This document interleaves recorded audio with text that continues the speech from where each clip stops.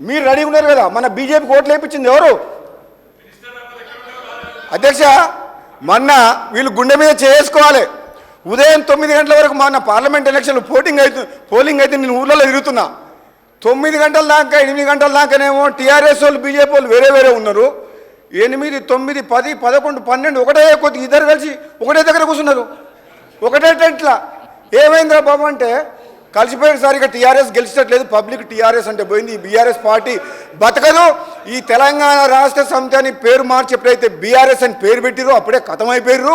ఇక బీజేపీలో పోతట్టు సార్, మొత్తం బీజేపీకి ఓటేయమని చెప్పారని చెప్పి పబ్లిక్ మొత్తం ఓపెన్గా మొత్తం ఏకచక్రాధిపత్యం సారు కారు 16 అని విర్రవీగిన వాళ్లకు గుండుసున్న ఒక్క ఎంపీ కూడా రాలేదు. 6 ఎక్కడ పోయింది, 16 ఎక్కడ పోయినాయి అధ్యక్ష? ఒక్క ఎంపీ అన్న డిపాజిట్లు కూడా రాలే. అంటే అధ్యక్ష, మీ ఒక్క మాట చాలా సీరియస్గా ఆలోచించాలి. ప్రతిపక్ష సభ్యులు కేటీఆర్ గారు కూడా చెప్తున్నారు అధ్యక్ష, చాలా సీరియస్గా. అధ్యక్ష ఒకటే మాట అధ్యక్ష, ఎక్కువ చెప్ప అధ్యక్ష. ఒక మాట, తెలంగాణ సమాజం ఇచ్చిన తీర్పుని, ఆ తీర్పుని మనము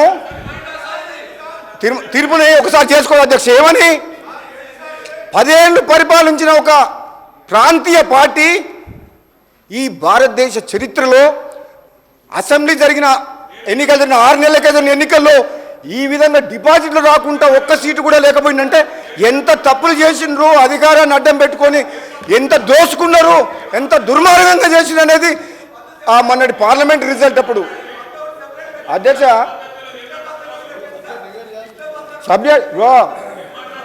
రాజేశ్వర రెడ్డి గారు, మీ బాసు మీ ముఖ్యమంత్రి, గత ముఖ్యమంత్రి గారు గంటలు మమ్మల్ని ఆడ కూర్చోబెట్టి స్పీచ్లు ఇస్తుంటే విన్నాం.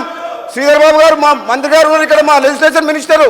అధ్యక్ష, మమ్మల్ని నోరు మూపియడం కాదు అధ్యక్ష, ఆయనకప్పుడు అట్లా కాదు.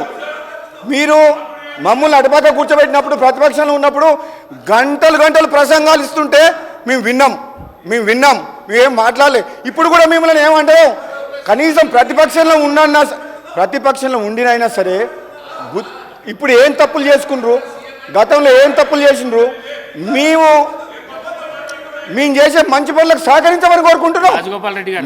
మీ ఎంక్వైరీ అధ్యక్ష, పవర్ సెక్టర్ మీద గౌరవ ముఖ్యమంత్రి గారు తప్పకుండా కమిషన్ ఏర్పాటు చేశారు కాబట్టి తొందరలోనే పూర్తి కంప్లీట్ ఎంక్వైరీ చేస్తాం అధ్యక్ష. ఎంక్వైరీ